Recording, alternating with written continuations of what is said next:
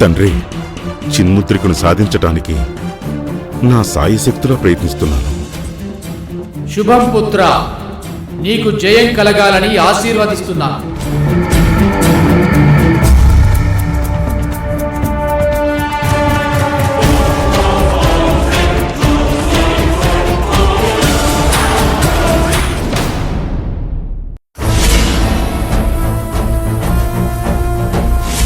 ఇది అసలు చిన్ముద్రిక కాదు దేవి.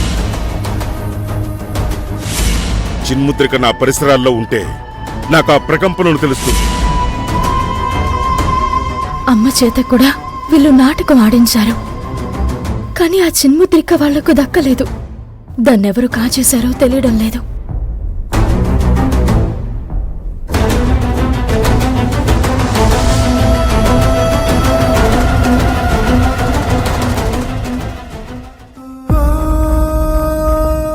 కావేరి,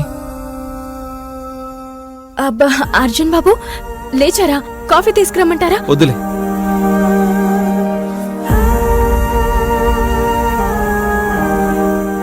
ఈరోజు నా బర్త్డే కదా. కావేరి ఆ విషయం ఎలా మర్చిపోయింది? కావేరి, ఏంటి ఆలోచిస్తున్నావు? ఏం లేదు అర్జున్ బాబు. అసలు నువ్వు నా కావేరివేనా? రోజు రోజుకి ఇలా మారిపోతున్నావేంటి? ఏమైంది అర్జున్ బాబు? ఈరోజేంటో మర్చిపోయావా?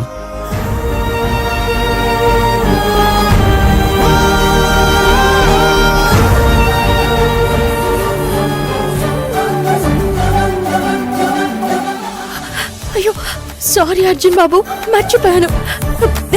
Happy birthday. థ్యాంక్ యూ, ఇప్పటికైనా గుర్తొచ్చింది. సారీ అర్జున్ బాబు, నేను పర్వాలేదులే కావేరి, నేను సరదాగా అన్నాను.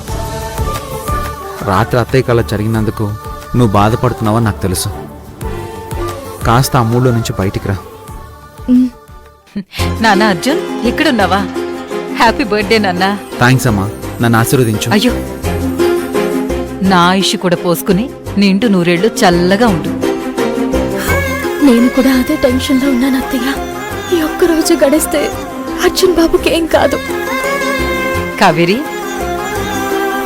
ఈరోజు అర్జున్ బర్త్డేని చాలా బాగా సెలబ్రేట్ చేయాలి. అలాగే అత్తయ్య. అర్జున్, నీకోసం బట్టలు తీసుకున్నాను, త్వరగా రెడీ అవ్వు. అలాగే అమ్మా. పార్టీకి ఈరోజు అందరినీ పిలుద్దాం, గ్రాండ్ గా సెలబ్రేట్ చేద్దాం. ఈ ఒక్కరోజు అర్జున్ బాబుకి ఏం కాకుండా చూసుకోవాలి. కావేరి, ఇంకా ఇక్కడే ఉన్నావేంటి?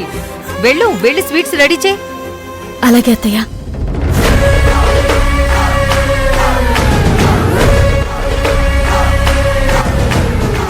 చిన్నత్తయ్య, కాఫీ ఏమైనా కావాలా? నేను నీ చిన్నత్తయ్యగా రాలేదు, యమధర్మరాజు ధర్మపత్నిగా వచ్చాను. ఇలారా. కావేరి, వెంటనే ఆ చిన్ముద్రికనివ్వు. రేపు ఉదయంలోగా అది దొరక్కపోతే నా భర్త శాశ్వతంగా మానవ రూపంలోనే ఉండిపోతారు.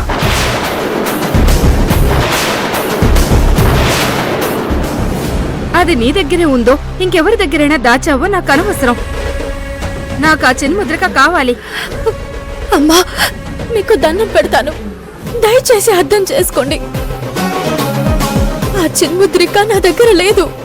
నీ భర్తని రక్షించుకోవటం కోసం ఎలాంటి నాటకాలు ఆడతావో నాకు తెలుసు. నీ భర్త ప్రాణాల కోసం నా భర్తని శాశ్వతంగా మానవుణ్ణి చేద్దామనుకుంటున్న నిన్ను నేనెప్పటికీ క్షమించను. ఎన్ని నాటకాలు ఆడావు కావేరి? నా భర్త చేతే మృత్యుంజయ హోమం చేయించుకున్నావు. అందరికీ శిక్షలు వేసే ధర్మమూర్తిని కారాగారంలో ఉండేలా చేశావు. నీ అత్తగారి చేత, నీ భర్త చేత సాక్షాత్ దిక్పాలకుణ్ణి తిట్టించావు. ఈ పాపాలన్నింటికీ నువ్వు, నీ కుటుంబం సమాధానం చెప్పి తీరాలి. తల్లి, అమ్మవారి అంశవే. నమ్మిన వాళ్ళని చల్లగా చూడాల్సిన నువ్వే ఇలా ఆగ్రహిస్తే ఎలా? ఆగ్రహించక ఏం చేయమంటావు? సామాన్య మానవుడైన నీ భర్త కోసమే నువ్వింత తాపత్రయపడుతున్నావే. సమవర్తి, సాక్షాత్ ధర్మస్వరూపుడైన నా భర్త ఎన్ని అవమానాలు పాలవుతుంటే చూస్తూ ఊరుకోవాలా? అమ్మా, మీ కోపంలో న్యాయం ఉంది, కానీ